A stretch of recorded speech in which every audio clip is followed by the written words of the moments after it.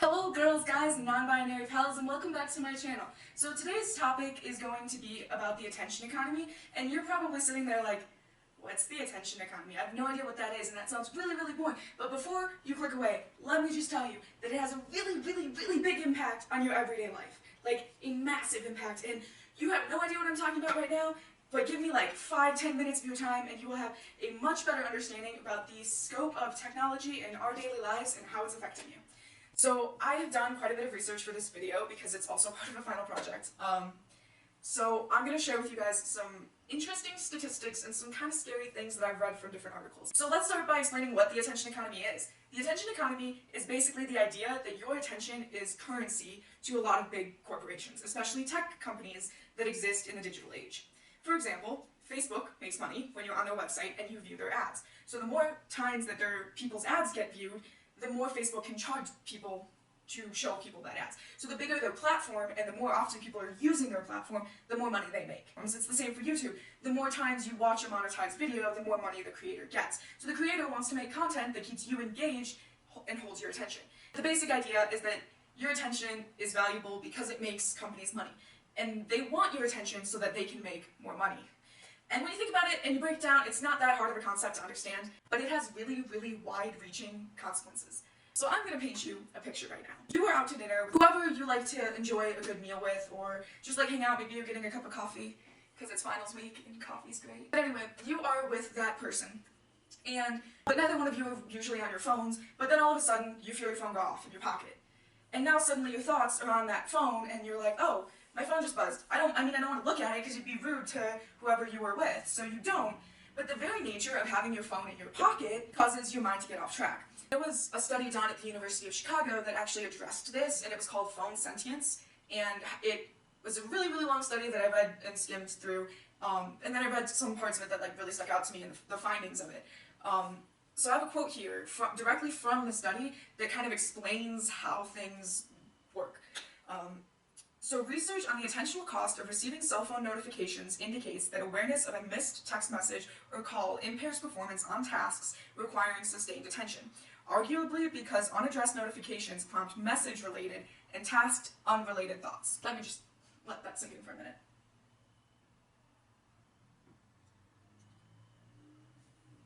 Okay, so now if you're sitting there scratching your head like, what on earth does that mean? I'm sorry, I don't speak academic. Can you translate into normal people English, please? I'm more than happy to do that.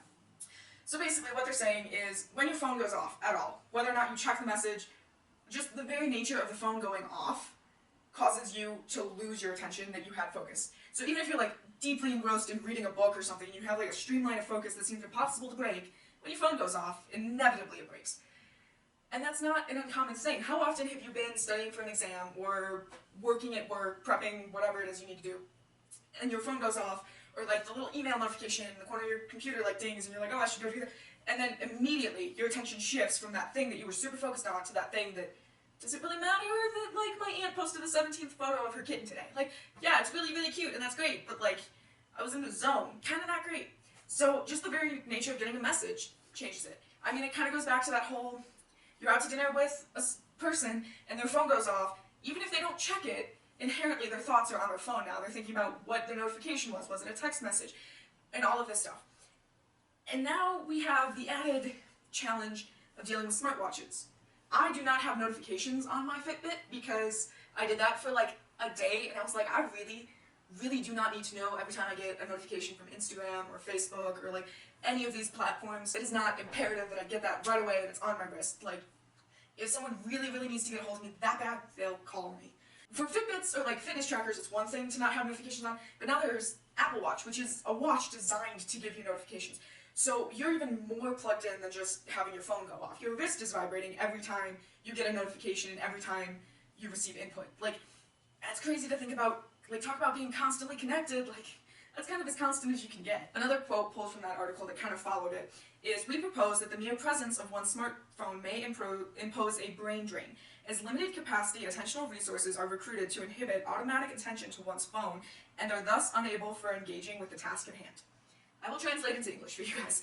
So basically they're saying the mere act of having your phone sitting on your desk while you're working takes your mind off of the thing at hand and puts it into your phone. So it puts it into Facebook, Instagram, Twitter, YouTube, whatever, just because it's sitting there. It makes you think, oh, I haven't talked to my grandma in a while, maybe I should call her. Like, that's a great thought to have, but maybe not while you're prepping for a test that you have in like 4 hours. Just saying. So the mere act of having it on the desk or in your pocket means that you're thinking about it. Which, you know, you're probably like, oh, but that's not true. Like, I have my phone, I work with it on my desk all the time. And if that's the case, I challenge you to put it in your bag, put it in another room while you're working, and just see the difference that it makes. See if you notice anything, because I definitely did when I was in high school and I started changing and like putting my phone, turning it all the way off, or putting it in another room while I was working, or even just putting it in my bag helped.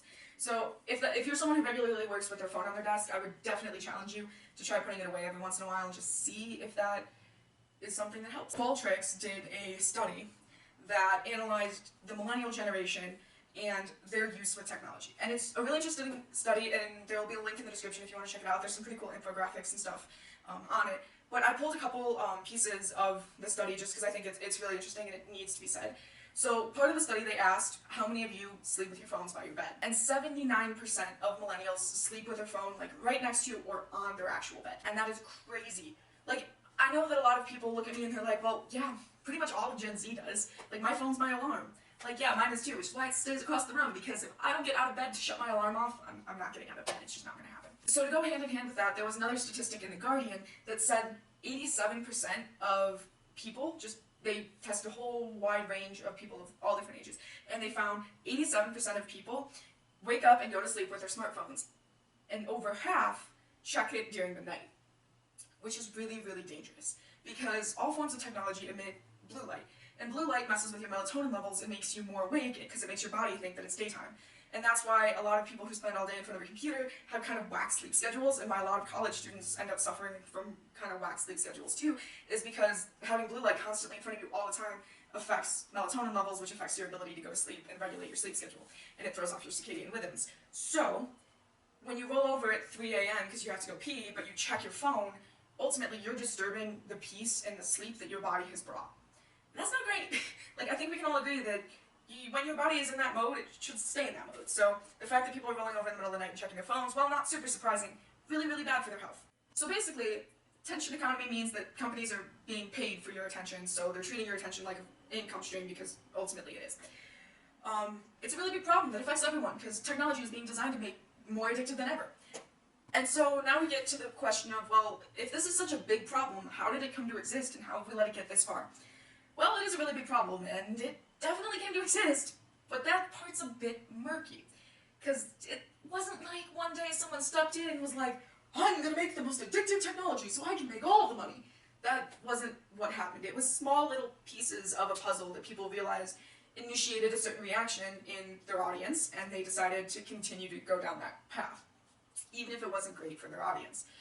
So take Twitter, for example, and Twitter was the first to do the pull down to refresh, and that's become a really big thing that almost all platforms use now. And the reason that all platforms use it is because it mimics the pulling of a slot machine. We all know gambling is addictive, and a lot of people get addicted when they pull down. You don't really get as addicted to the pressing of a button because it doesn't give the same psychological response.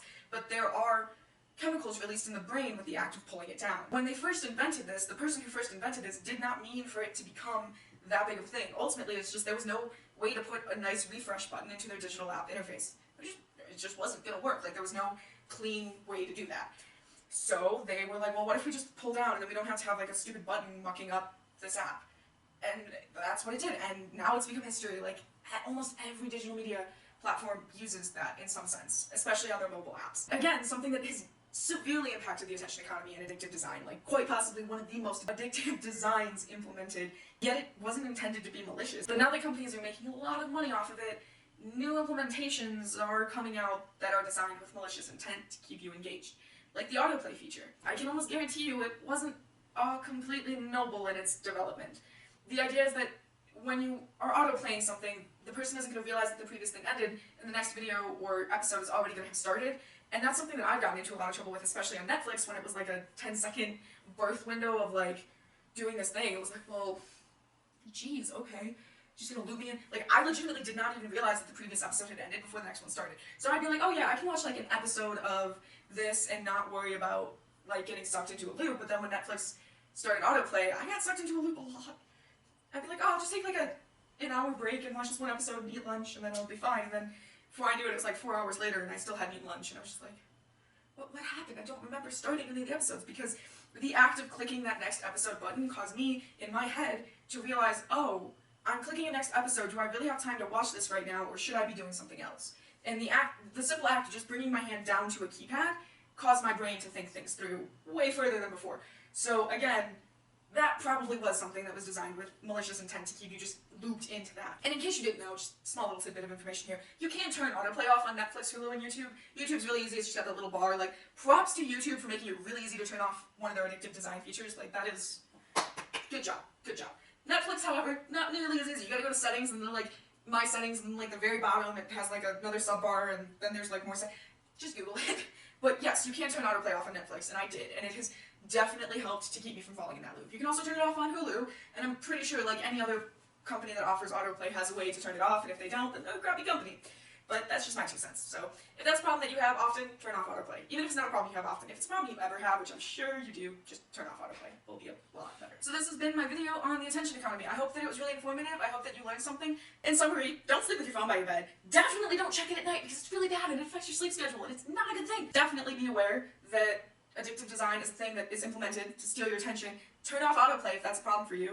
This problem came to exist by a ton of small pieces adding up together to create this huge monstrosity of things. Most of them were not designed with malicious intent. It just kind of all culminated in the fact that companies realized people were spending money enjoying this technology, and it was working, and companies were making more money off of it, so they're like, well, we'll just keep doing what we've been doing, and it's a big problem that we should do something about. I don't know what that something is, but if you have an idea, leave a comment below. If you have some tips and tricks on how you've dealt with technology and how you've kept it from like just mind-bogglingly controlling your life, then definitely let us know in the comments, because we should all be more cognizant that this is a thing that is happening. Studies, again, in the description if you want to check them out, so check them out if that seems like something that interests you.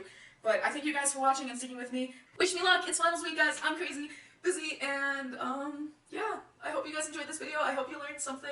Until next time, which I hope won't be more than a year, but I make no promises because I'm a college student and I drastically overestimated how much free time I would have when I came to college. But anyway, thank you guys so much for watching. I hope you learned something. Until next time, remember to be beautifully and amazingly you. Bye!